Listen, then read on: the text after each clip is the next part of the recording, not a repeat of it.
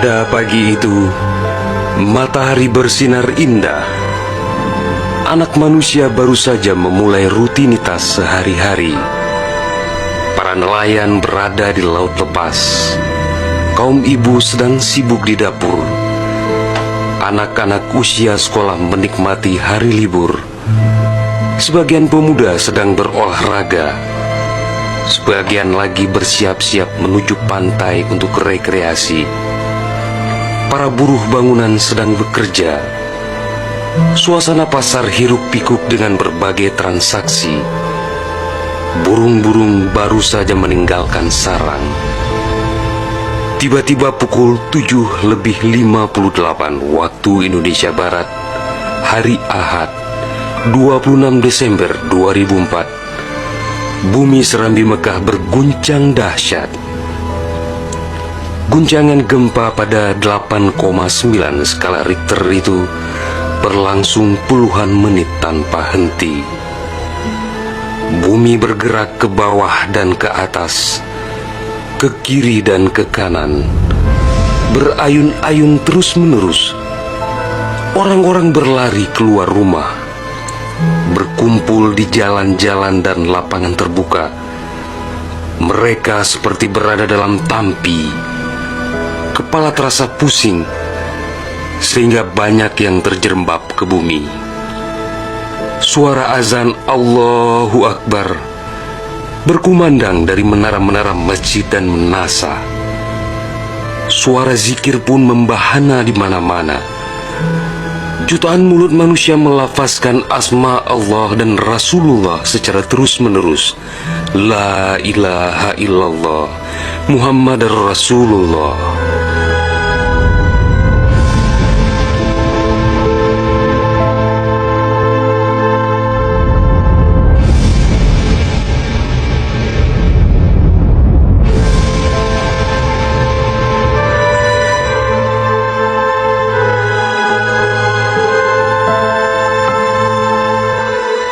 Seusai gempa dahsyat itu, sebagian orang pergi untuk melihat-lihat situasi karena terbetik kabar bahwa di tempat tertentu ada bangunan yang rubuh, ada tanah yang terbelah, dan ada pula rumah yang ditelan bumi.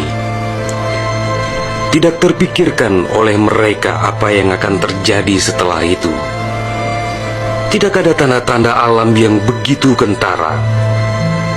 Tidak ada yang mampu menafsirkan dan menduga sebentar lagi akan terjadi bencana maha dahsyat yang meluluh lantakkan permukiman penduduk sepanjang pesisir Aceh. Tidak ada pula yang mampu menerjemahkan berbagai firasat atas pusaran nasib yang bakal menimpa tanah Rencong. Juga hampir tidak ada yang memahami tanda alam manakala air laut surut beberapa ratus meter. Orang-orang di pesisir pantai tampak asyik mengumpulkan ikan yang menggelpar-gelpar. Bahkan air sungai pun mengering. Namun tidak ada yang dapat membaca tanda-tanda itu. Mereka seakan melupakan gempa yang baru berlalu.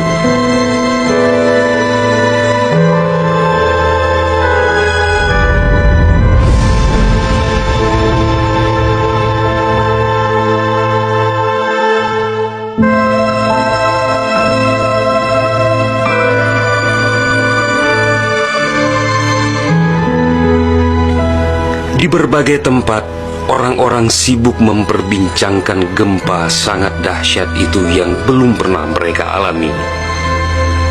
Namun tak lama kemudian orang-orang mendengar bunyi dentuman sangat keras, disusul suara gemuruh dari arah laut. Bunyi dentuman itu terdengar sepanjang pesisir Aceh Besar, Banda Aceh, Aceh Jaya, Aceh Barat dan Nagan Raya. Orang-orang mengira itu adalah bunyi bom. Memang sebelumnya sering terdengar bunyi bom yang menghiasi kehidupan orang Aceh ketika itu, karena Aceh dalam situasi konflik bersenjata. Orang-orang pun bertanya dalam hati, Mengapa masih ada pihak yang tega berperang dalam suasana yang begitu menakutkan?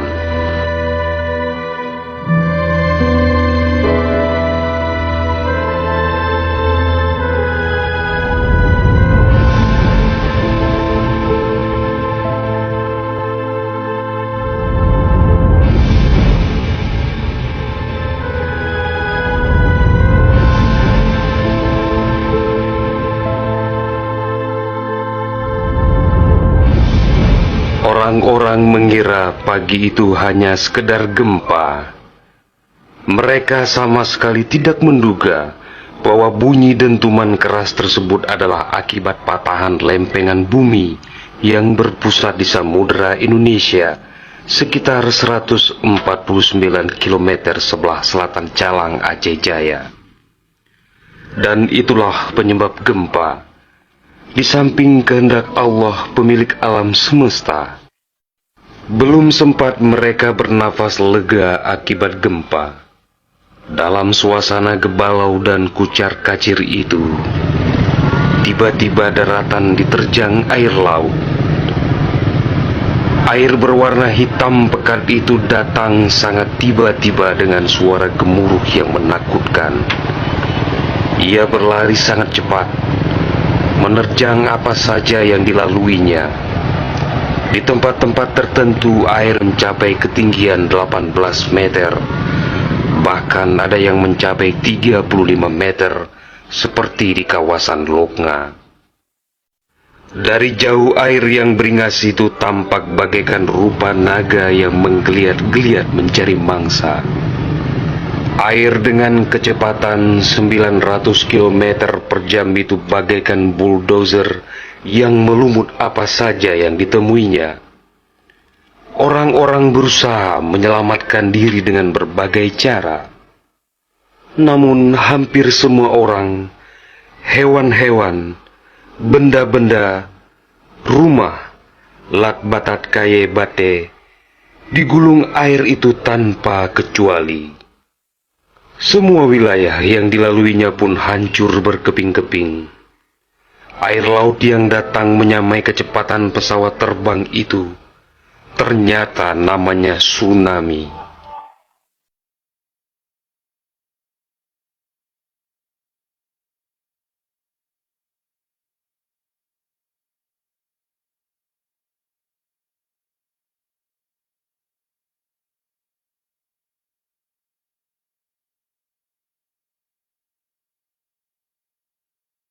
Kekuatannya memang luar biasa. Kapal apung PLN yang diparkir di perairan Ulelu, Banda Aceh, digelandang tsunami sampai 3 km ke darat. Kapal itu sekarang menjadi objek wisata tsunami. Demikian juga kapal angkut Sendalas milik PT SAI diseretnya ke atas badan jalan negara Banda Aceh melabuh di Loknga. Kapal-kapal nelayan ukuran besar yang diparkir pelabuhan ikan di Lampulo, Banda Aceh, banyak yang terdampar ke pusat kota.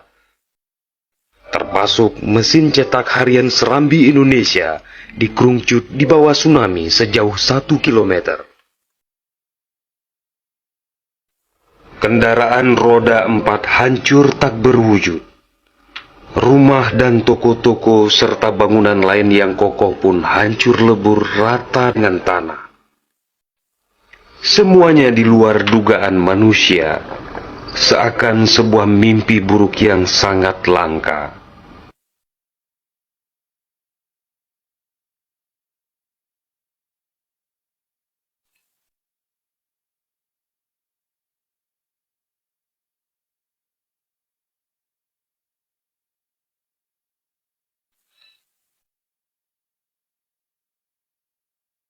Setelah kira-kira 15 menit air laut itu beraksi, suasana pesisir Aceh pun lengang, sunyi, sepi, senyap, dan hening yang tak bisa dilukiskan dengan kata-kata.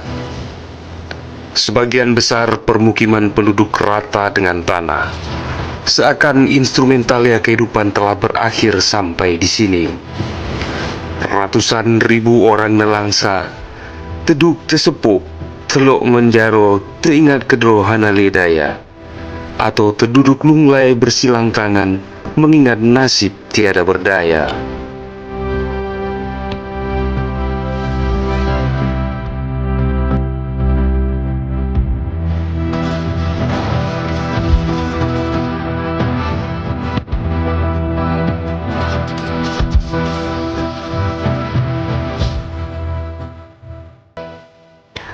Tsunami yang diakibatkan gempa tektonik itu juga melanda Malaysia, Thailand, India, Maladewa, Sri Lanka,